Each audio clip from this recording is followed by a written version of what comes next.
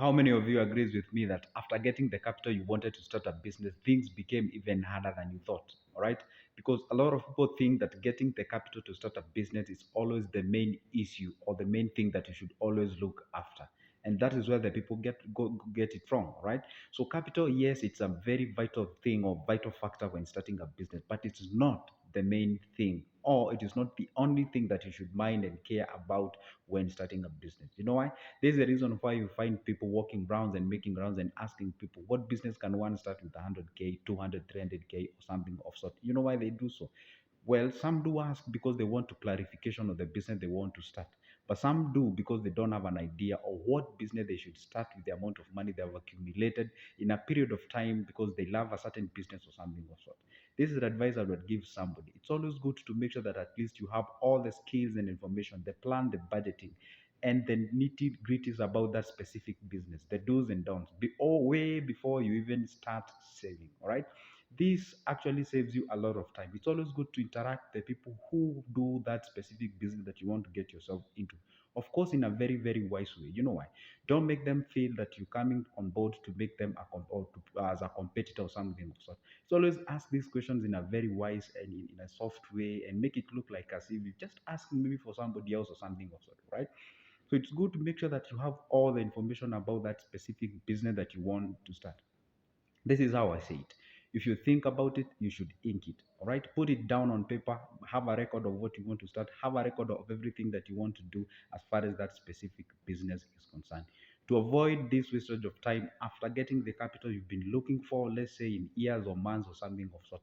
And then once you get the capital, it's resting on in bank account, doing nothing. And here you are asking a lot of people on what business can one start with a certain amount of money. To save your time or to save yourself out of this is always good. Once you dream of starting a certain business, there and there, way before you even start saving, go around, ask people, what business can you have? What business was other? Sometimes, back then I used to write and I still do, right? Because I still have dreams. It's always good to make sure that if you want to start one day a business worth a million, it's always good to, try to budget that a million bob, even if you don't have it. All right. Let me tell you one secret. It's always good to dream and believe in yourself or something of sort. This is not a motivation. It's a fact and it's out there. All right. So save your time with this time of walking rounds and something of sort. Interact with smart people who have been in that business or who are in that business as we speak, and get to understand all the do's and don'ts as far as that business is concerned. What you need to do after getting the capital will be very simple and simple steps that you need to do. You just need to go out there and catch up with the new changes, maybe in terms of licensing or something also, because things changes as the time goes. Yeah.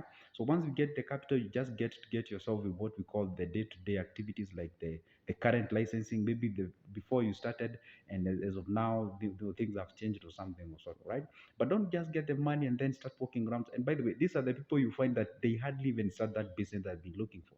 You find somebody saying that, okay, I have 300K, but I don't want to lose it because you've used a lot of time to accumulate that amount of money. So you're saying that you don't want to lose it.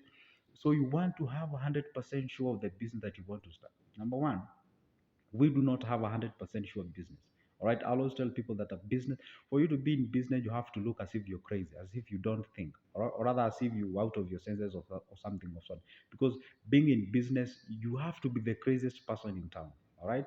So that's why when you hold it so dear to you, it means in most cases you don't have a plan of that specific business that you want to start. So it's always good, a recap of what I've just said. It's always good to arm yourself with all the necessary skills way before start savings. All right.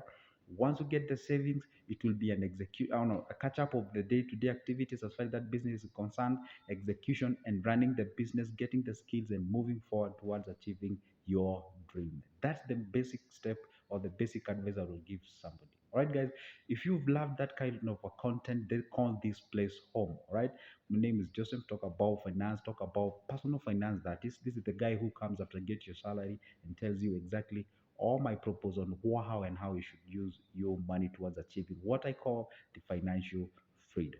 All right, guys. If you love that kind of a content, then call this one. Subscribe to my channel. Give this video a thumbs up.